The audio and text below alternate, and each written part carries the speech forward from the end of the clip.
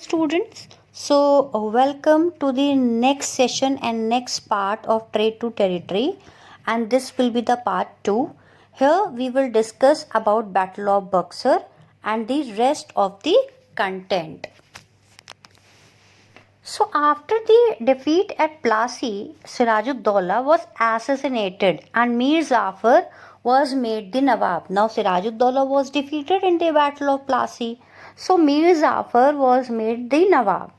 Now Mir Zafar was already the puppet of Britishers. He was already in the hands of the Britishers.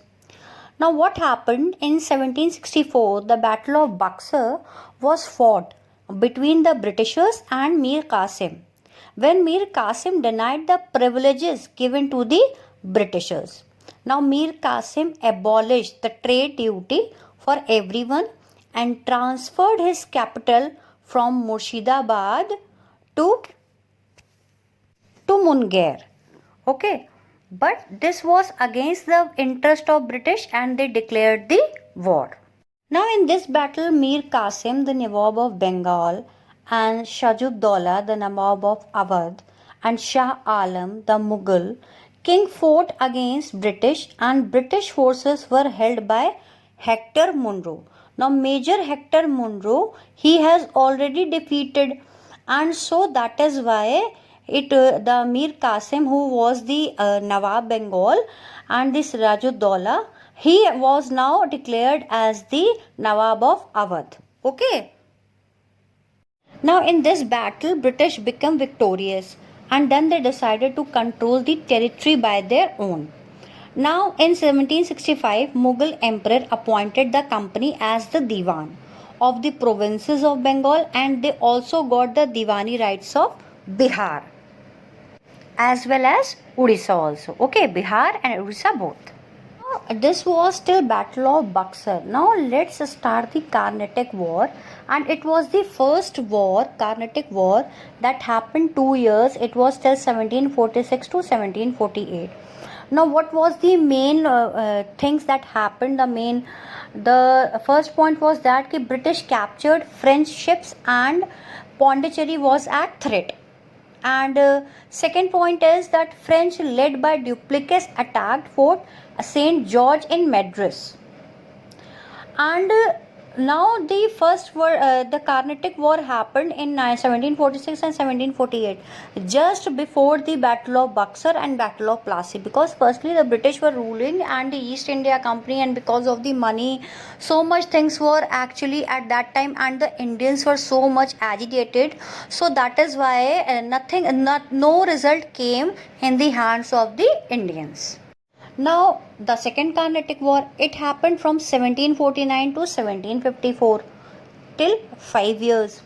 Now, Nizam of Hyderabad died in 1748, War of Succession broke. Chanda Sahib wanted to become the Nawab. Just after the 1754 only, there was a Battle of Plassey just after 3 years. But after the Second Carnatic War happened in 1749 to 1754, and just after 3 years, Battle of Plassey happened. Okay, so the third point is French and British supported the Hyderabad and Carnatics, and French were defeated. Muhammad Ali Khan Walajalla was favored by the Britishers, and he became the Nawab. Now the Third Carnatic War, it was happened in 1757 when the Battle of Plassey took place, and it was happened in 1756 till 7 years, and 7 years started in Europe, resulted in conflict between French and British in India.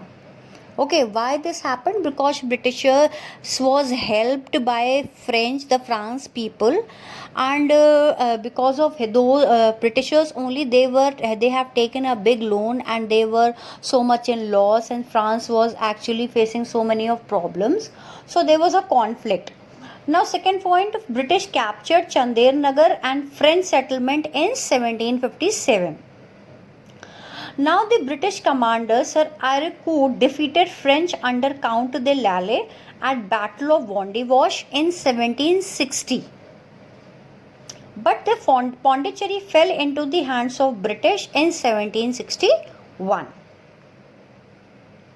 Now, the Treaty of Paris was signed in 1753 and returned Chandur Nagar and Pondicherry to French and allowed the French people to avoid to have factories, but the administration fell to Britishers.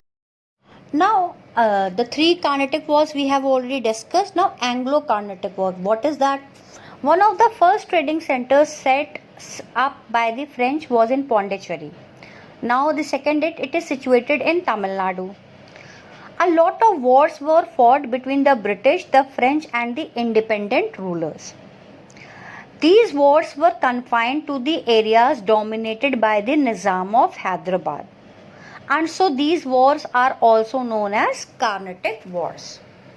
Now the dual administration. The dual administration happened in 1765 till 1772.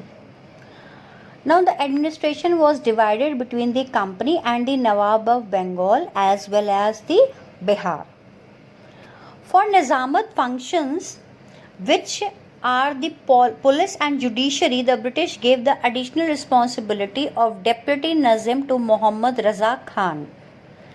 And although he was the responsible Diwani administration as well as a Nizamat, which was exercised through Indian agencies.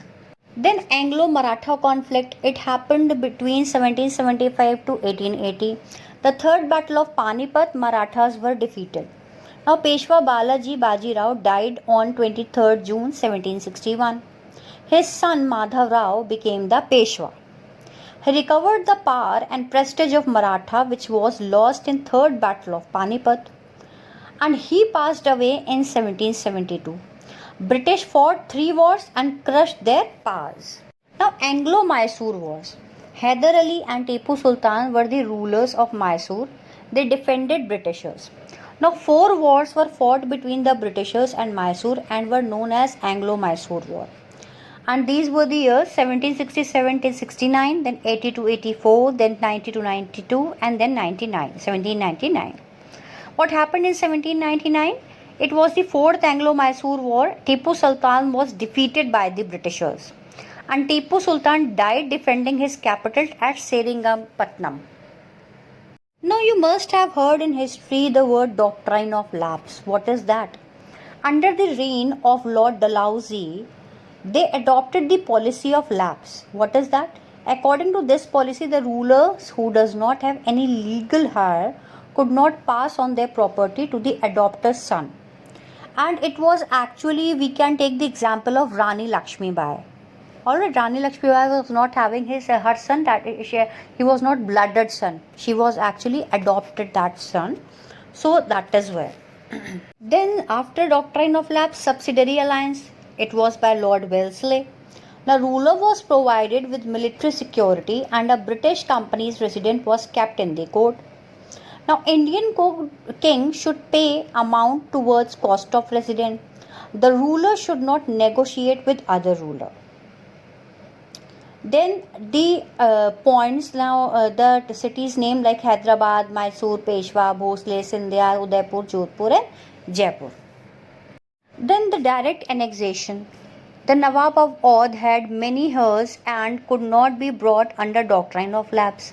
Now Nawab Wajid Ali Shah was accused of misgoverning his estate. Oudh was annexed in 1856. Now, British administration reorganized by Cornwallis. Cornwallis persuaded the directors of the company to pay handsome salaries to the company servants in order to free the corrupting activities. Actually, they were wanting that they should support Britishers and Cornwallis as well. Now, appointments were mainly on the basis of merit.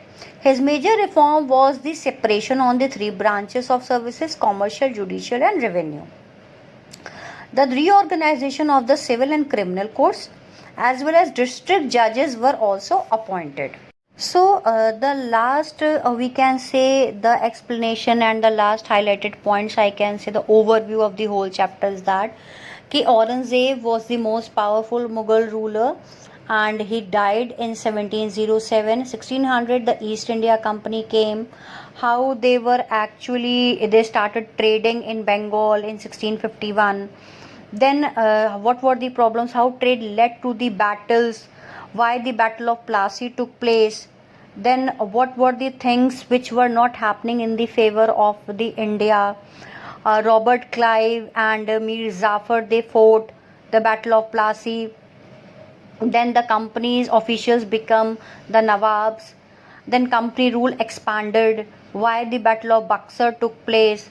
Why the Tipu Sultan is also known as the Tiger of Mysore. And he died there. In this chapter, we studied about the war with the Marathas, the Carnatic wars, and so on.